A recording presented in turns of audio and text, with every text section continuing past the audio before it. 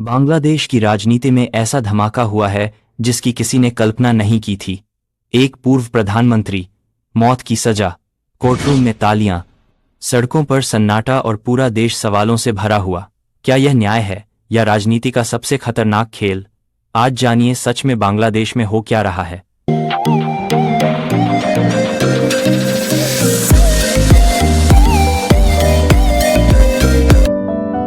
फांसी की सजा सुनाई गई है शेख हसीना को। बांग्लादेश की पूर्व प्रधानमंत्री हैं शेख हसीना। जिस कोर्ट में यह सजा सुनाई गई वहां लोग तालियां बजाने लगे और नारे लगाने लगे। For all these 3 counts we have decided to inflict her with only 1 sentence, that is sentence of death. जिस समय सजा सुनाई जा रही थी, ढाका यूनिवर्सिटी में उसका सीधा प्रसारण किया गया। मिठाइयां बांटी गईं। फैसले से पहले प्रदर्शन हुए कि शेख हसीना को कठोर सजा दी जाए।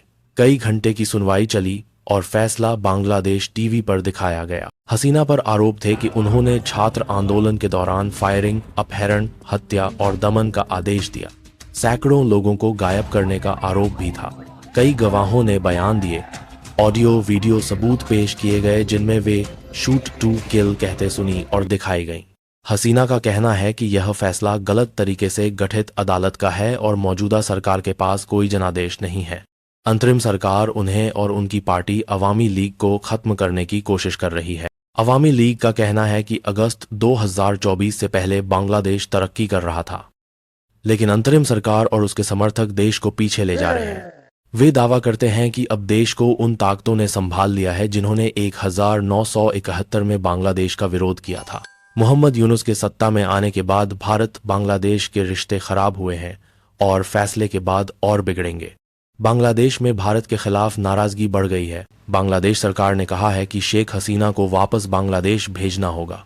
अब देखना है कि भारत सरकार का क्या रिस्पॉन्स आता है। जब तक यह वीडियो शूट कर रहे हो तब तक मोदी जी का कोई रिस्पॉन्स नहीं आया। देखते हैं भारत का क्या रिस्पॉन्स आता है इस विषय पर, और पाकिस्तान इसका फायदा उठाने की कोशिश में है। मैंने ऐसा क्यों कहा कि पाकिस्तान इस स्थिति का फायदा उठा रहा है? आप भी जानते हैं कि पाकिस्तान भारत का कट्टर दुश्मन है। पाकिस्तान इस मौके का पूरा फायदा उठाना चाहता है।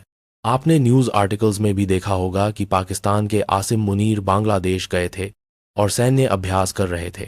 क्या आपको नहीं लगता कि इस मौके का पूरा जानते हैं और सैन्य अभ्यास कर रहे थे? स्थिति पर पाकिस्तान का बहुत ज़्यादा प्रभाव है। बांग्लादेश में वीज़ा फ्री व्यवस्था से पाकिस्तान बांग्लादेश आवागमन बढ़ने की चिंता जताई जा रही है। पत्रकारों को जेल में डालने, नौकरी से निकालने और दमन बढ़ने की खबरें हैं और कहते हैं कि लोकतंत्र के बिना कोई देश तरक्की नहीं कर सकता। हसीना के समय भी गलतियां हुई, विरोधियों को दबाया गया, भ्रष्टाचार बढ़ा, कट्टरपंथी ताकतों को बढ़ावा मिला, मॉडल मस्जिदें बनाई गईं, लेकिन अब भी हालात ठीक नहीं है। यूनुस की सरकार भी लोकतांत्रिक और आर्थिक मोर्चे पर विफल होती दिख रही है।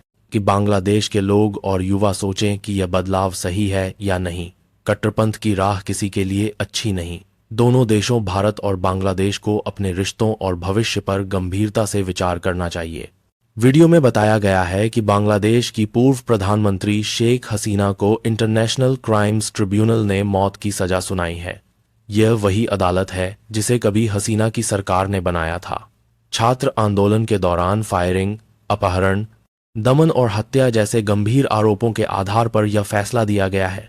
कई गवाहों और ऑडियो वीडियो सबूतों को अदालत ने स्वीकार किया। हसीना फिलहाल भारत में रह रही हैं और फैसले को असंवैधानिक तथा राजनीतिक बदले की कार्रवाई बता रही हैं।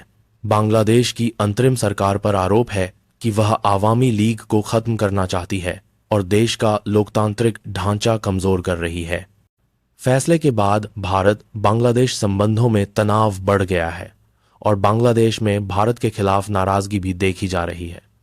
पाकिस्तान इस स्थिति का फायदा उठाने की कोशिश कर रहा है। देश में पत्रकारों पर कार्रवाई, अभिव्यक्ति पर प्रतिबंध और राजनीतिक दमन की खबरें लगातार सामने आ रही हैं।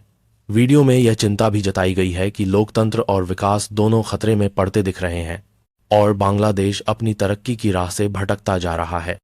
तो आज के लिए बस इतना ही। जय हिंद।